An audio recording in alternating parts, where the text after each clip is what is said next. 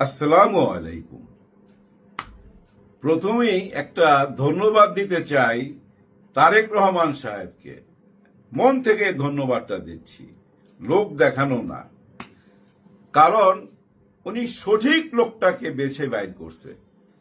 Football খেলার মধ্যে reserve player রেখা দেয় না, যে সবচেয়ে ভালো খেলে দেখা গেল যে ওর একটু পরে নামায়, হাফ টাইমের পরে নামায়। ঠিক ব্যাপারটা এরকম, বাবর সাহেবকে হাফ টাইমের পরে নামাইছে, 1 বছর যাওয়ার পর মাঠে নামাইলো এবং সঠিক সিদ্ধান্ত নিছে। কি সঠিক সিদ্ধান্ত?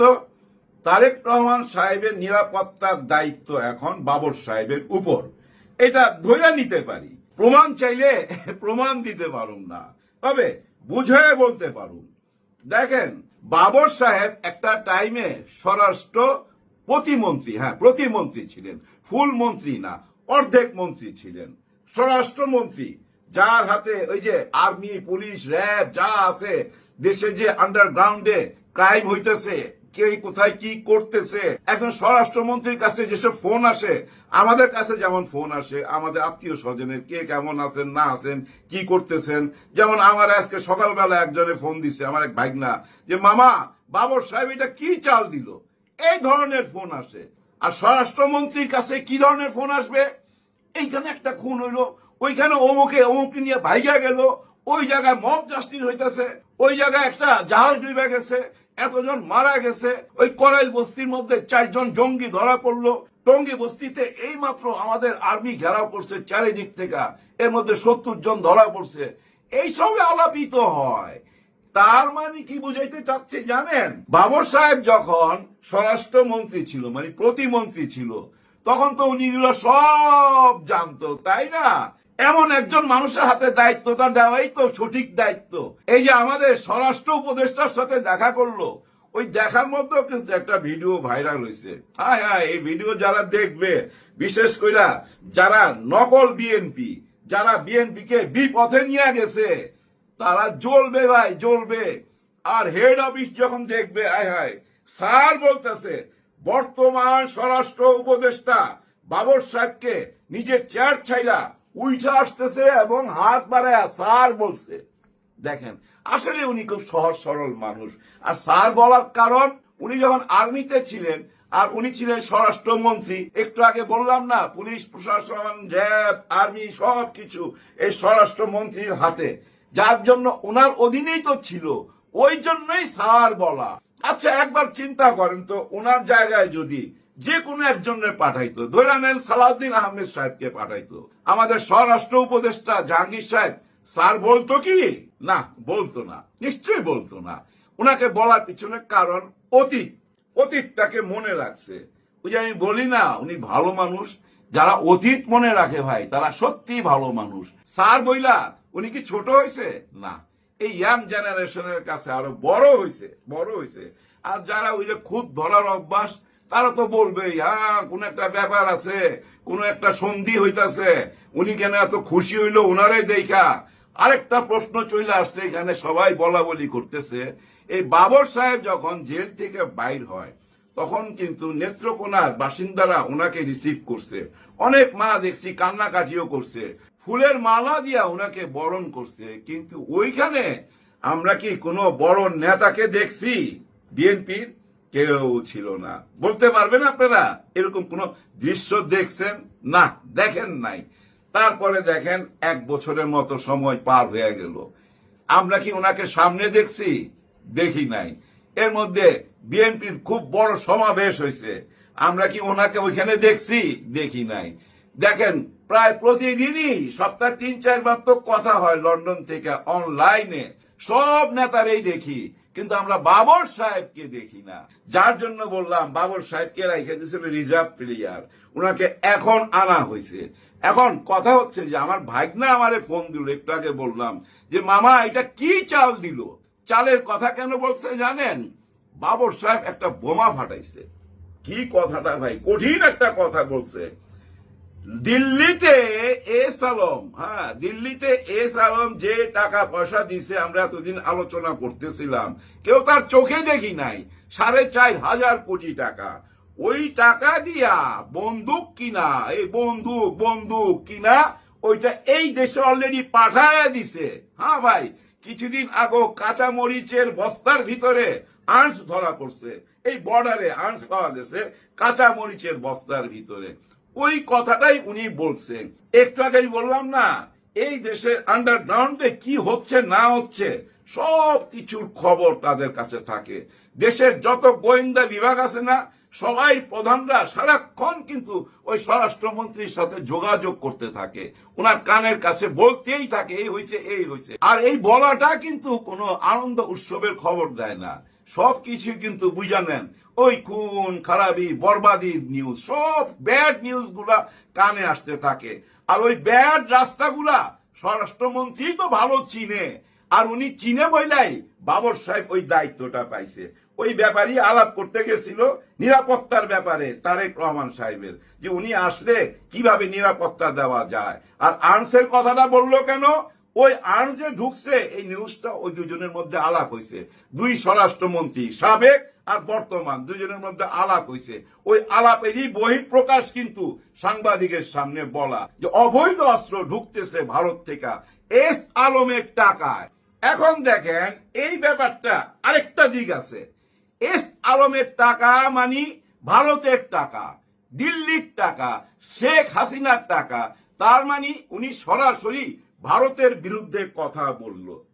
উনি তো ভারতের বিরুদ্ধে বহু আগেই কথা বলছে। ওই যে 10 ট্রাক অস্ত্র আসছিল ওই টাইমে তো উনি ক্ষমতায়, উনার আমলই তো এটা হয়েছে। ওই মামলায় তো উনি 16 বছর এই জেলে ছিল, ঝুলা যাইতো তো ভাই, অল্পের জন্য বাইচা গেছে, আল্লাহ হায়াত রাখছে। আর এই জেলখানার ভিতরে উনার উঠা বসা হয়েছে কাদের সঙ্গে জানেন? জামাতে ইসলামের সমস্ত নেতার সঙ্গে। অনেক নেতা এখন পৃথিবীতে নাই, বাবর সাহেবের সাথে কিন্তু ওনাদের অনেক আলাপ আলোচনা হয়েছে, যার ফলে দেখেন বাবর সাহেব পুরা বদলে গেছে না। 5 ওয়াক্ত নামাজ পড়ে, দাড়ি টুপি, কথার মধ্যে বোঝা যায় আলহামদুলিল্লাহ ইনশাল্লাহ, সবকিছু আল্লাহর উপরে ভরসা করে, কথার মধ্যে তো বুঝতে পারেন। কিন্তু এই একই লোক কিন্তু ওই আমলে হায় হায় সানগ্লাস আর মাথার মতো বলছেন জেল মাখা, আর এক শার্ট 2 বার পড়তো না তো। হ্যাঁ, ওনার ঘর থেকে শত শত শার্ট পাওয়া গেছে তো উনি যখন অ্যারেস্ট হয়েছিল। খুবই শৌখিন ছিল ভাই, আর লুকিং ফর শত্রু বইলা তো ভাইরাল হয়ে গেছিল। আর ওই 10 ট্রাক আর্মস আনার কারণে উনি এই দেশের ইয়াং জেনারেশনের কাছে হিরো হয়ে গেছে, আর ভারতের কাছে শত্রু হয়ে গেছিল। আর ভারতের কাছে শত্রু হয়েছে বইলাই উনাকে সামনে আনা হয় নাই, ওই রিজার্ভ প্লেয়ার হিসাবে রাইখা দিছে। কারণ উনাকে যদি বাইর কইরা সামনে আনা হয় মাইন্ড করতে পারে, গুসা করতে পারে। কিন্তু বর্তমানে সবাই বুঝা ফেলাইছে, এ টু জেড সবাই বুঝা ফেলাইছে। আর যারা বুঝে নাই তারাও বুঝা ফেলাবে। কি বুঝছে? যে ভারতের বিরুদ্ধে কথা বলতে হবে, ভারতের বিরুদ্ধে কথা না বললে আবার ওই যে আওয়ামী লীগ ট্যাগ দিয়ে দিবে, ভারতী ট্যাগ দিয়ে দিবে, ভোট নষ্ট হবে। কখন বুঝলো? এই যে ডাকসুর নির্বাচনে জাকসুর নির্বাচনে বুঝা ফেলাইছে। ডাকসু আর জাকসু চাকসু আইতাছে, ওই একই ফলাফল হবে। রাকসু যখন আসবে ওই একই ফলাফল হবে, ফলাফল চেঞ্জ হবে না। কারণ কি জানেন ভাই? দেখেন এরা পাশ কইরাই মহসিন হলের ভিতরে চলে গেছে, ক্যান্টিনে যায় দেখে বাবুর্চি বুঝছেন হাফ প্যান্ট পরে চুলকাইতেছে আর রানতেছে, মাথার মধ্যে কোনো ক্যাপ ট্যাপ নাই, ওই যে একটা পলিথিনের ক্যাপ থাকে, তেলে পোকা মাছি মশা। আর ডাইলের অবস্থা, ডাইলের মধ্যে ডাইল নাই, আলু ভাজির মধ্যে আলু নাই। এই জন্য 15 দিন সময় দিছে, 15 দিন যায় নাই, আজকেই ঠিক হয়ে গেছে। সবাই পলিথিনের টুপি মাথায় দিয়ে দিছে, আর সবাই ভাইরাল করতেছে। শিবিররা আইসাই টুপি পরাইয়া দিল। এই টুপি সেই টুপি না, এটা হলো যে চুল যেন ঝইরা না পড়ে খাওয়ার মধ্যে। খাওয়ার পরিবেশ চেঞ্জ হয়ে গেছে 2 দিনে। এর মধ্যে দেখেন মহসিন হলে কি অমানবিক ব্যাপার। এই যে ছাত্ররা তারা ঘুমাইতো কোথায় জানেন ভাই? ফ্লোরের মধ্যে। 300 ছাত্র ফ্লোরে ঘুমাইতো, চৌকি পর্যন্ত ছিল না। অথচ বিশ্ববিদ্যালয়ের ফান্ডের মধ্যে কোটি কোটি টাকা পয়লা রয়েছে, ওরা পাস কইরা আইসাই ওইখান থেকে টাকা বাইর করে নিয়ে আইছে। টাকা দিয়ে কি করছে? আজকে 100 খাট কিনা দিছে, 100 জন আজকে খাটে শুইতে পারবে। হায় হায়, দেশের ভবিষ্যৎ থাকে মাটিতে শুইয়া। আর যারা টাকা পয়সা লুট করে বিদেশে যা মোজ ফুর্তি করতেছে আর ওইখান থেকে আন্দোলন চালাইতেছে। আজকে কি বলছে জানেন? এই যে সামনে দুর্গা পূজার পরেই শেখ হাসিনা দেশে ইন করবে, আর ইন করার ইঙ্গিত দিতেছে। এই জায়গায় মিছিল, ওই জায়গায় মিছিল, মিছিল আর মিছিল, জয় বাংলা স্লোগান। আওয়ামী লীগের মিছিল যখন বাইর হইতেছে, বারবার অনেক জায়গা থেকে বাইর হইছে, ওই টাইমেই দিল্লি থেকে একটা খবর আসলো যে শেখ হাসিনা বাংলাদেশে ইন করবে। কখন? দুর্গা পূজার পর। কথাটা মনে রাখেন, দুর্গা পূজার পর, আগে না কেন? দুর্গা পূজার পর কেন? তার মানে এই দুর্গা পূজা অনেক বড় ঘটনা ঘটতে পারে, এটা সবাই মাথায় রাখবেন। প্রশাসন আপনারাও মাথায় নিয়ে নেন, দেশবাসী আপনারাও মাথায় নিয়ে নেন। গত দুর্গা পূজা যেভাবে আপনারা পাহারা দিয়ে রাখছেন, সেভাবে পাহারা দিলে হবে না। এর মধ্যে প্রশাসনকেও লাগবে, আর্মি লাগবে, র্যাব লাগবে, পুলিশ লাগবে, কারণ তারা কোনো দুর্ঘটনা ঘটাইতে চাবে এই দুর্গা পূজায়। এই জন্যই বলছে দুর্গা পূজার পর আসবে, মানে দুর্গা পূজার যে ঘটনাটা ঘটবে ওর মধ্যে অনেকেই তাদেরকে সাহায্য করবে এই দেশে ঢুকার জন্য। আর কারা সাহায্য করবে? উনারা সাহায্য করবে, যাদের কাঁধে মধ্যে বন্দুক আছে তারা সাহায্য করবে। আসেন আপা, আপনার জন্য অপেক্ষা করতেছি, ঢুকাই দিবে। কারণ দেশে তো দুর্গা পূজার সময় বিরাট গন্ডগোল লেগে গেছে, গৃহযুদ্ধ লেগে গেছে। এরকম কিছু হয়ে যাইতে পারে ভাই, পারে বইলাই এই যে স্বরাষ্ট্রমন্ত্রীর সাথে সাবেক স্বরাষ্ট্রমন্ত্রী বাবর সাহেব বসছে, ওনারা এইসব আলোচনা করছে। কারণ তারেক রহমান সাহেব তো আসবে, দুর্গাপূজার পর তারেক রহমান সাহেবও আসবে। শেখ হাসিনা আসার আগে তারেক রহমান সাহেব নিশ্চয়ই চলে আসবে, আসা উচিত, তাই না? আইসা তো ঠেকাইতে হবে, এইসব মিছিল টিছিল তো ঠেকাইতে হবে না। ঠেকাইতে পারবে না, কেন ঠেকাইতে পারবে? এখন তো মিছিল বাইর করতেছে ওনাদের সাহায্যে। কাদের? শিবিরের সাহায্যে, জামাতে ইসলামের সাহায্যে। কারণ ওনারা তো বলছে 8 মাস আগে হাত মিলায় ফেলাইছে আওয়ামী লীগের সাথে, যার জন্য ছাত্র লীগের ভোটে ডাকসুতে নির্বাচনে জিতছে, জাকসুতেও জিতছে, এবং এই যে চাকসুর নির্বাচনে যাবে কিনা চিন্তা ভাবনা করতেছে। রাকসুর নির্বাচনে হাতছাড়া হয়ে যাবে, কারণ ছাত্রলীগ তো শিবিরের সাথে হাত মিলাইছে। আর এই হাত মিলানোর ইঙ্গিত কে দিছে? নিশ্চয়ই নেত্রী দিছে, শেখ হাসিনা দিছে। তার মানে এই যে বন্ধুত্বটা হইল, এরাই এখন আওয়ামী লীগকে ফেরত আনবে। এইটাই কিন্তু এখন বর্তমানে বুঝাইবার চেষ্টা করা হচ্ছে, এইটাই আমাদেরকে খাওয়ানোর চেষ্টা করা হইতাছে। তা না হলে এত সুন্দর একটা নির্বাচনকে মাইনা নিল না কেন? মাইনা না নিয়ে কেন বললো ছাত্রলীগের ভোটে জিতছে? আর এটা বলতো তো লজ্জার কথা, তাই না? যে ছাত্রলীগ পাইলেই ওদেরকে মারতো, ওই ছাত্রলীগের মনটা কিভাবে জয় করলো? হ্যাঁ, ওই আপনারা বলছেন গুপ্ত ভাবে ছিল, গুপ্ত ভাবে কইরা ওরা জয় করছে। আপনারাও গুপ্ত ভাবে করতেন, কে না করছে? বিপদে পড়লে আল্লাহ তো বলে দিছে ভাই, কৌশল অবলম্বন করো, বিপদের সময় কৌশল অবলম্বন করো, এটা আল্লাহ তাআলাই তো বলে দিছে। মানুষের মাথায় মগজ দিছে কেন? চিন্তা করার জন্য। ওই চিন্তা থেকে বাইর করতেন যে আমরা গুপ্ত হয়ে যাই। দেখেন, একটা বছর তো সময় পাইছিলেন, এই টাইমে তো কেউ গুপ্ত ছিল না, সবাই ওপেন ছিল, ওপেন পানির ফিল্টার দিতেছিল। আপনারা যদি তখন এই মহসিন হলের মধ্যে 300 খাট ঢুকাই দিতেন, তাহলে তো হয়তো সত্যিকারের রাজনীতি। সেটা না কইরা এখন বলতেছেন সবাই ছাত্রলীগের ভোটে ওরা পাশ করছে। আমি আবার এই ব্যাপারটা কিভাবে দেখতে চাই, এইটুক বইলা ভিডিওটা শেষ কইরা দেই। আমি সব সময় বলি না ক্ষমতার সঙ্গে সবাই থাকতে চায়? তার মানে কি ছাত্রলীগ বা শেখ হাসিনা কি বুঝা ফেলাইলো আগামীতে জামাত শিবির ক্ষমতা যাচ্ছে, ইসলামিক মাইন্ডের সবাই ক্ষমতা যাচ্ছে?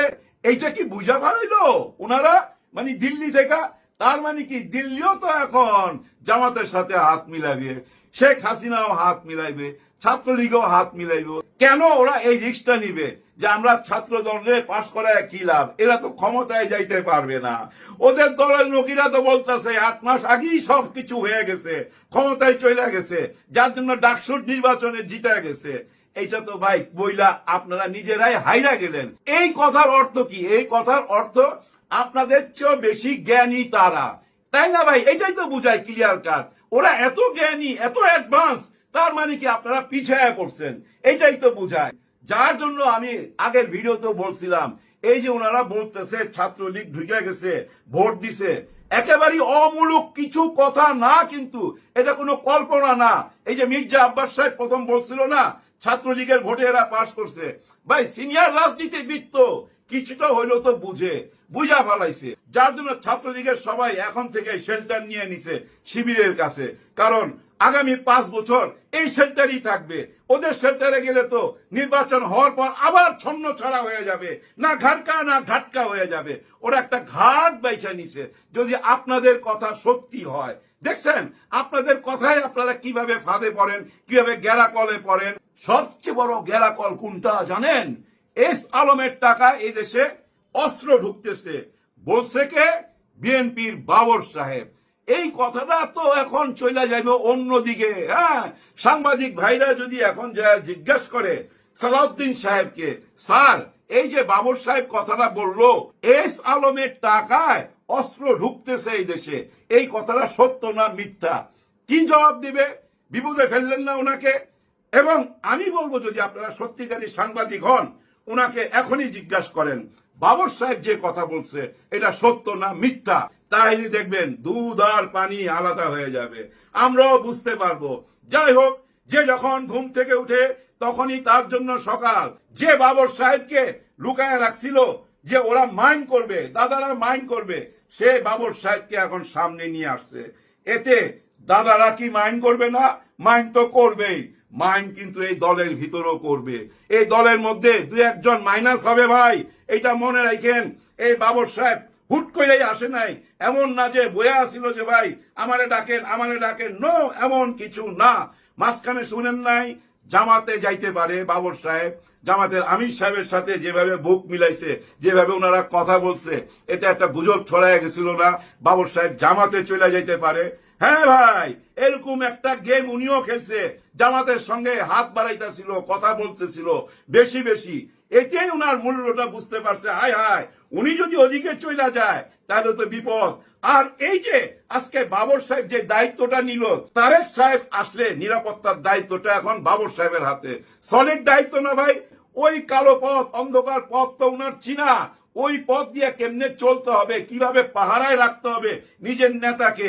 তার মানে কি বাবর সাহেব খুব কাছে চলে গেল কার? লিডারের, তারেক রহমান সাহেবের। এখন অনেকেরই জ্বলা শুরু হবে, আর এই জ্বালা পোড়া থেকে বুঝছেন অনেকে জয়লা পুইলা ছাই হয়ে যাবে, আউট হয়ে যাবে বিএনপি থেকে। যারা নকল বিএনপি, আসল বিএনপি চলে আসবে। আসল বিএনপি কারা জানেন? আসল বিএনপি যারা, তারা জানেন অভিমানে পিছনে পড়া গেছে, অভিমানে দূরে সইরা গেছে। কারণ তারা দেখতে পাচ্ছে শহীদ জিয়াউর রহমানের আদর্শ কোথায় এখানে, বেগম খালেদা জিয়ার আদর্শ কোথায় এখানে। যে বেগম খালেদা জিয়া বলে বস্তি মার্কা স্লোগান দিও না, এটা আমি পছন্দ করি না, অথচ ওরা ওই বস্তি মার্কা স্লোগান দিছে ডাইনে বামে। আবার ওই রাজাকার, আল বদর, আল শামস, এইসব কি? এইসব কইরা কেউ কোনো কুল পাবেন না ভাই, কুল পাবেন না। সঠিক রাজনীতিতে সব দল আসতে বাধ্য ভাই, বাধ্য। সঠিক রাজনীতিতে আসার সুলক্ষণ দেখা দিচ্ছে ভাই। অল্প একটু সময় অপেক্ষা করতে হবে, দেখবেন সবাই এক লাইনে চলে আসবে। এক লাইনে না আসলে এই যে আজকে জুলাই গণ অভ্যুত্থানে যারা যারা জড়িত ছিলেন সবাই গলায় ফাঁসির দড়ি পড়বে। শুধু জামাত শিবির না, বিএনপিও বাঁচতে পারবেন না। আর আমরা যারা বক বক করতেছি আমরাও বাঁচতে পারুম না। আপনারা যারা কমেন্ট করছেন আপনারাও বাঁচতে পারবেন না, সবারই খায়া ফেলাইবো। এই ভয়টা সবাই ভিতরেই আছে, কেউ কোনো কিছু চিন্তা করেন না, সঠিক পথে আসবেই। আল্লাহ আমাদেরকে সে জ্ঞানটা দিয়ে দিবে ভাই। আল্লাহ আমাদেরকে নিশ্চয়ই সঠিক পথে নিবে, নিতেই হবে। এত রক্তের বিনিময় আল্লাহ কি আমাদেরকে বেঠিক পথে নিবে? নিশ্চয়ই না। হে আল্লাহ আমাদের উপরে রহম করুন, আমাদেরকে রক্ষা করুন। সবার জন্য সবাই দোয়া করবেন। আল্লাহ হাফেজ।